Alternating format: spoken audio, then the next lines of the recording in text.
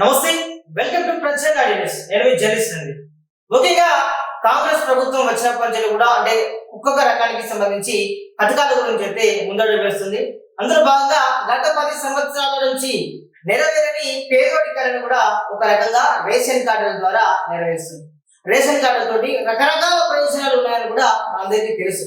కానీ ఈ రేషన్ కార్డులను మేము మంజూరు చేస్తాం అంటే కొత్త వాళ్ళకని డబ్బులు దండుకుంటున్నటువంటి పరిస్థితి ప్రతి ఒక్క జిల్లాలో ప్రతి ఒక్క మండలంలో కూడా ఉంది.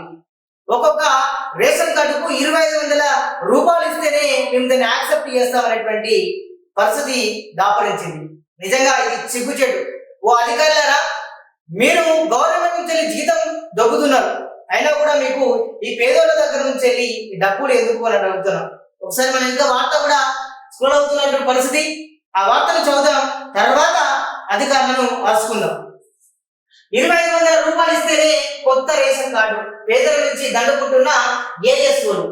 లోకల్ హీరోల సహాయంతో చేతివాటం, నేరుగా కార్డు దరఖాస్తుదారులకు ఫోన్, అప్లికేషన్ పరిశీలించకుండానే కొర్రీలు, అడిగినంత ఇవ్వకపోతే చెత్త బుట్టలు దరఖాస్తు, చేసేదేమి లేక బుట్ట చెప్పుతున్న పేదలు. త్వరలో ఆరోపణలు వచ్చిన వారిపై చర్యలు తీసుకుంటామని పౌర సరఫరాల శాఖ అంటుంది. రాష్ట్రంలో అర్హులైన పేదలకు రేషన్ కార్డులు పంపిణీ చేయాలని తెలంగాణ ప్రభుత్వం, కాంగ్రెస్ ప్రభుత్వం ఛాలెంజ్ గా తీసుకుని ముందుకెళ్తుండగా కొందరు అధికారులు కార్డుల ఎంపికలు చేతివాటం ప్రదర్శిస్తున్నారనే విమర్శలు వినిపిస్తున్నాయి. 2500 రూపాయలు తమ చేతిలో పెడితే వారం రోజుల్లో కార్డు మంజూరు అవుతుందని, సెప్టెంబర్ లో సన్నబియ్యం తీసుకుంటారని హామీలు ఇస్తున్నట్టు తెలుస్తుంది. ఇప్పుడు కార్డు రాకుంటే 5 ఏళ్ల వరకు రాదని, దీంతో ఆరోగ్యశ్రీ సేవలతో పాటు సన్నబియ్యం తీసుకున్న భాగ్యం కోల్పోతారని కబుర్లు చెప్పి జేబులు నింపుకునే దందాలు రాజు తెలుస్తున్నారు. ప్రభుత్వం ఈ నెల 14న కొత్త రేషన్ కార్డులను లబ్ధిదారులకు పంపిణీ చేసేందుకు ఏర్పాట్లు చేసింది. ఇప్పటి వరకు మీ సేవా కేంద్రాల ద్వారా దరఖాస్తు చేసిన వారి పత్రాలు ఇంటింటికి తిరిగి పరిశీలన చేసి 13వ తేదీలోగా సెలెక్ట్ చేయాలని ఆదేశించడంతో అధికారులు అదే అదనుగా భావించి పేదల నుంచి కూడా డబ్బులు దండుకుంటున్నటువంటి పరిస్థితి మనకు దాపరించిందని చెప్పుకోవచ్చు. నిజంగా ఇది చాలా సిగ్గుచేటుగానే, ఎందుకంటే ఒక పేదోడి దగ్గర కూడా డబ్బులు వసూలు చేసే ఎట్లా, నేరుగా దరఖాస్తుదారులకు ఫోన్, స్థానిక పౌర సరఫరాల అధికారులు నిబంధనలు పాటించకుండా దరఖాస్తుదారులకు ఫోన్ చేసి మీ కుటుంబ ఆదాయ వివరాలు ఇవ్వాలని పేర్కొంటూ పలానా చోటికి రావాలని సమాచారం ఇస్తున్నారు.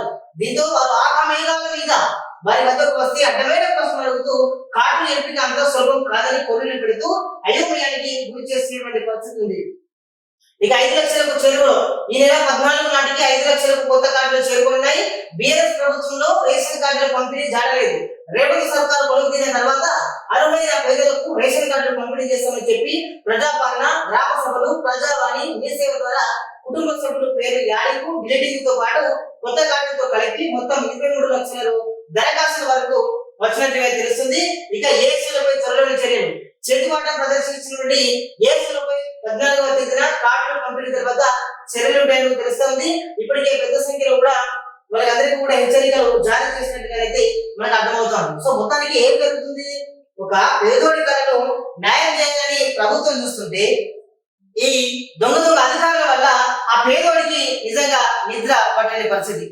పేదోడు ఏం చేస్తాడు, అదే ఒక పార్టీ ఉంటుంది, నేను ఒక ప్రభుత్వం ఒక బాధ్యతయుతమైన పౌరునిగా ఉన్నా, నేను ఆ పార్టీకి ఓటేసినా సరే, ఆ పార్టీకి ఓటేసినా ఓటేయకుండా కూడా నేను ఈ ప్రభుత్వంలో ఉన్న ఆ పరంగా నాకు సాయం అందాలి, నాకు ఏదో ఒక రకంగా ఉండాలి, నా పిల్లలకు అండగా ఉండాలనేటువంటి ఒక ఉద్దేశంతో పేదోడు కళలు కంటా ఉంటే మీరు 2500 ఏంటి ఫైల్ కదలనే ఏసులైనా ఎవరైనా కూడా పౌర సరఫరా శాఖ ఎవరైనా కూడా ఏదో మొన్న అంటే ఒక చుట్టుపక్కల వాళ్ళు పోతే డబ్బులు ఏంటి పని అవుతుందట, ఎంఆర్ఓ ఆఫీసులో డబ్బులు తప్పుడే, అటు పౌర సరఫరా శాఖ, డిస్ట్రిక్ట్ సివిల్ సప్లైస్ వాళ్ళందరూ అక్కడ కూడా తప్పుడే.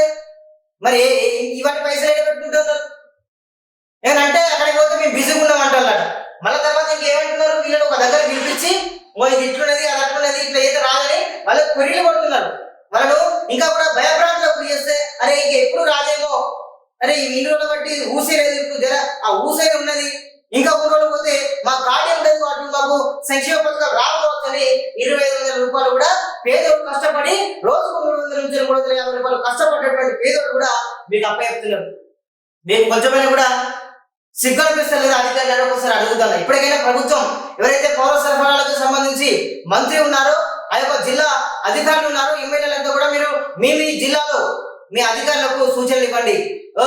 పేదోడికి కష్టపడితే మనమే అండగా ఉండాలి తప్పించి మనమే పేదోడిని కష్టపెడితే ఎట్లా అని కూడా మీరు ఒక్కసారి వాళ్ళకి కొరీలు పెట్టండి. వాళ్ళకి ఒకసారి కౌన్సిలింగ్ తీసుకోండి. అవసరం అనుకుంటే ఇవాళ వాళ్ళతోటి మీటింగ్లు పెట్టుకోండి. కాన్ఫరెన్స్, టెలికాన్ఫరెన్స్, వీడియో కాన్ఫరెన్స్ కాదు, డైరెక్ట్ స్వతహాగా మీ క్యాంప్ కార్యాలయానికో లేకపోతే కలెక్టర్ వీసీ కార్యాలయానికో రమ్మనండి. మీటింగ్ కార్యాలయానికి వాళ్ళకు బరాబరి కొరీలు పెడితే ఈ పేదోడు ఇబ్బందులు పడకుండా ఉంటాడు. ఆ రేషన్ కార్డులు అనేది పేదోడికి ₹1 లేకుండా అందుతుంది. ఆ రేషన్ కార్డు లేక చాలా మంది ఆరోగ్యశ్రీ అందక చాలా మంది చచ్చిపోయి ఉన్నారు. మరి వాళ్ళకి ఇప్పటికైనా ఈ రేషన్ కార్డు అప్పుడు చెప్తే వాళ్ళకి ఏదైనా ఆరోగ్య రీత్యా ఏదైనా ఉంటే అనారోగ్య సమస్యలు అయితే పోయి ట్రీట్మెంట్ చేసుకుంటాడు. సరే మీరు ఇస్తున్నారు కదా 5 లక్షల నుంచి 10 లక్షల వరకు ఆరోగ్యశ్రీ కార్డు పెంచారు కదా, సరే మన పేదలు ఇప్పుడు అందాలి కదా. పైసలు లేదు, పని నడవదు. ఎంఆర్ఓ ఆఫీసులకు అంతే, ఈ మన సివిల్ సప్లైస్ ఆఫీసులకు అంతే. మళ్ళీ మీరు తీసుకుంటాం అని శుద్ధపూస లేక ముచ్చట చెప్పడం తప్పించి ఒరిగింది ఏం లేదు. ఇప్పటికైనా ఎవరైనా నిజంగా ప్రజలకు ఒక విజ్ఞప్తి చేస్తున్నాం. మీరు కనుక వాళ్ళకి పైసలు ఇస్తే పని అవుతుంది అనుకుంటే మీరు ఒకసారి ఎవరికైనా ఎంక్వైరీ చేయండి. ఎందుకంటే మామూలుగా ఈ డబ్బులు తీసుకుంటే కూడా లంచం అన్నట్టే కదా. ఏసీ అధికారులకు ఇవ్వండి, సమాచారం ఇచ్చి సరే ఇక్కడికి పోతున్నా మీరు రండి అని చెప్పండి. 1500, 2500 కాదు, నువ్వు ₹5 ఇచ్చేవాడు అధికారి అంటోడు దొరుకుతాడు. ఒక్కసారి మీరు కనుక చుక్కలు పెడితే ఇంకొక దగ్గర పేదల దగ్గర డబ్బులు తీసుకోవాలని కూడా అధికారికి ఇక ఏదైతుందో అదే అవుతుంది. ఇక కాబట్టి మీరు మానండి. మీరు డబ్బులు ఇస్తేనే పని అవుతుందని మీరు అనుకుంటే వాళ్ళు భయపడతారు కావచ్చు. మీరు భయపడుతూ నటించండి అంతే. తర్వాత మీరు ఏసీ చేయండి, లాస్ట్ మీరు ఏసీపీ పట్టించండి. ఇంకొక కాడ ₹5 కాదు కదా, ఛాయ్ తాగాలని కూడా వాడు భయపడతాడు. కాబట్టి అధికారులకు ఎవరికైనా కూడా మీరు భయపడకండి. మీరు ఏసీ చేయండి, తర్వాత మనం భయపెడదాం.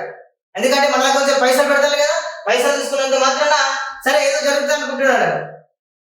అధికారమే శాశ్వతం కాదు, తాత్కాలికమే. ఇది ఒక ఉద్యోగం, 5 సంవత్సరాలు ఉంటాడు, 5 సంవత్సరాలు ఇంకొక అడిగిపోతాడు.